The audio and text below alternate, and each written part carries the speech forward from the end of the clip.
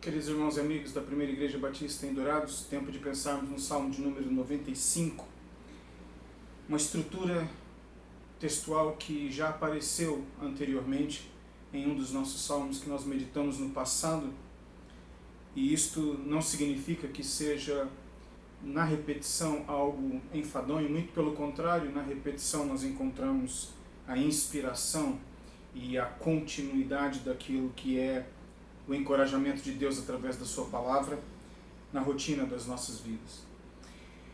Os versos 1 ao verso 5 falam sobre um convite. Começa com um convite e segue com a razão pela qual o convite está sendo estendido a todos aqueles que ouvem a palavra e respondem com fé.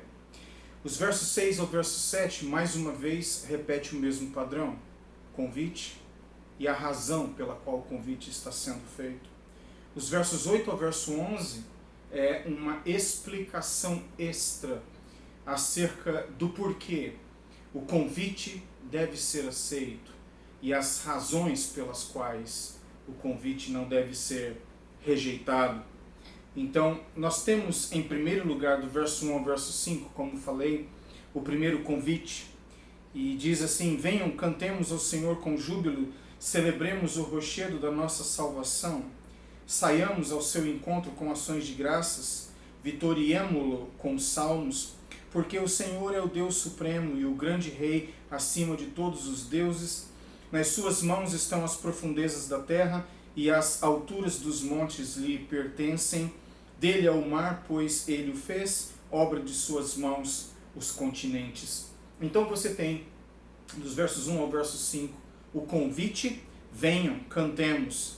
E aí depois no verso 3, o início, porque ele, o Senhor, é Deus Supremo. Então você tem a explicação do convite e o porquê o convite está sendo feito. Neste primeiro convite, então, vinde, o salmista convida as pessoas a se aproximarem e fazerem três coisas. A primeira delas sendo repetida duas vezes. Primeiro, cantemos. Depois, nós devemos agradecer ao Senhor. E por fim, nós devemos celebrar a pessoa e os atos do Senhor. Então, neste convite introdutório, o primeiro convite, nós somos convidados a cantar, depois a agradecer e por fim celebrar a pessoa e o mistério da ação de Deus em nossas vidas. A razão é dada, porque Ele é grande, porque Ele é incomparável, porque Ele é o sustentador de todas as coisas. Isso você encontra então nos versos 1 ao verso 5. Do verso 6 ao verso 7, como disse, você tem o segundo convite e a segunda razão pela qual o convite está sendo feito. Verso 6. Venham, adoremos e prostremo-nos, ajoelhemos-nos diante do Senhor que nos criou. Ele é o nosso Deus e nós somos o povo do seu pasto e ovelhas da sua mão. Hoje, se ouvirem a sua voz, não endureçam os seus corações. E assim, o texto nos ensina acerca deste convite que, mais uma vez, tem três ênfases. O primeiro convite era para cantar, para agradecer, para celebrar a presença do Senhor. O segundo convite, nesta mesma tônica e neste mesmo desafio, chama as pessoas a adorarem e depois a se prostrarem e se ajoelharem diante do Senhor Deus Trino de Israel. E a razão, mais uma vez, é dada inicialmente porque Ele é grande, porque Ele é incomparável e sustentador. Agora, porque Ele é nosso Criador, Ele é o nosso Deus, Ele é o nosso pastor. E por esta razão, o convite, então, para que as pessoas venham, e a razão, em segundo lugar, é dada pela qual o convite deve ser aceito. Mas nos versos 8 ao verso 11, como disse, você tem uma explicação extra acerca do que deve ser feito, tendo feito o convite duas vezes, tendo explicado a razão para tal convite, agora vem uma palavra de exortação, uma palavra de instrução, uma explicação extra acerca de tudo isto. Verso 8. Não endureçam o coração como em Meribá, como no dia em Massá no deserto, quando os pais de vocês me tentaram, pondo-me à prova.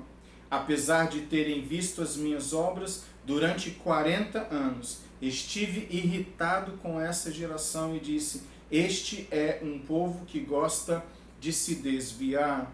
Eles não conhecem os meus caminhos. Por isso jurei na minha ira, eles não entrarão no meu descanso. Estes que não entraram no descanso foram aqueles que insistiram em agir de uma maneira específica. E o que o salmista está dizendo é: não sejamos contados nós entre eles.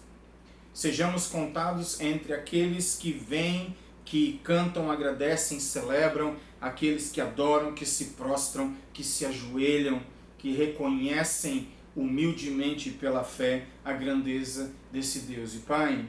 Mas o que foi que uma parte daquela geração fez que desagradou o Senhor? E o salmista está aqui recapitulando a história e nos ensinando de tal maneira que não façamos a mesma coisa e terminemos no mesmo predicamento. E o salmista então fala sobre 5 coisas que nós não devemos fazer, ou seja, devemos refletir dos versos 8 ao verso 11 nestas 5 áreas, nesses 5 aspectos, para que, em fazendo isto, aceitemos o convite e desfrutemos das bênçãos que advêm deste convite em nossas vidas. Em primeiro lugar, nós não devemos teimar como outros teimaram. Segundo, nós não devemos nos esquecer dos atos de Deus como outros se esqueceram. Terceiro, nós não devemos ignorar a gravidade do que outros fizeram e as repercussões que nasceram em função disto.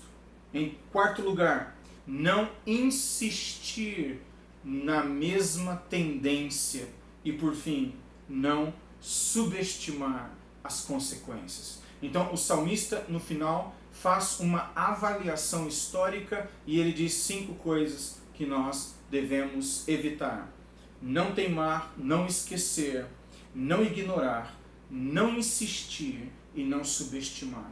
E em fazendo estas coisas, nós estaremos nos exercitando pela graça e pela ação do Espírito Santo em nossas vidas, a uma vida que ouve a voz de Deus e sensivelmente responde à mesma pela fé e positivamente, vindo então para engrandecer o Senhor Deus, cantando, agradecendo, celebrando, adorando, se prostrando e se ajoelhando perante Ele.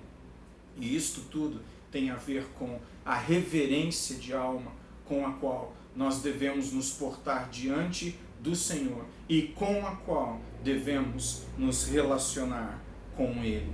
E assim entendermos na prática todos os dias que o nosso Deus é grande, que o nosso Deus é incomparável, que o nosso Deus é sustentador.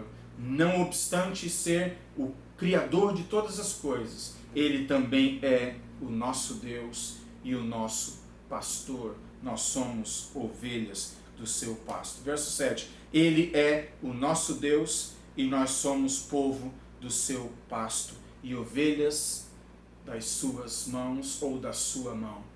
E nisto nós descansamos, porque Jesus Cristo um dia disse que aqueles que o Pai me concedeu estão em minhas mãos e ninguém pode arrebatá-los das mãos divinas, onde eles encontram segurança eterna. E assim, nesta promessa maravilhosa, nós descansamos. As minhas ovelhas ouvem a minha voz e eu as conheço e elas me seguem. As minhas ovelhas ouvem a minha voz e eu as conheço e elas me seguem. E eu lhes dou a vida eterna, jamais perecerão e ninguém as arrebatará das minhas mãos. E esta é a promessa: ninguém as arrebatará da minha mão. O Senhor Jesus Cristo disse isto, e nesta promessa bendita do nosso Senhor e Salvador, nós descansamos como ovelhas do seu pastoreio e seguros em sua mão divina. Ele é o nosso Deus, o nosso Senhor, o nosso Salvador. E que esta mensagem nos encoraje neste dia e por todo o tempo da nossa peregrinação deste lado da existência, até que cheguemos à cidade celestial. Que Deus te abençoe, que o seu dia seja extremamente abençoado. Até a próxima.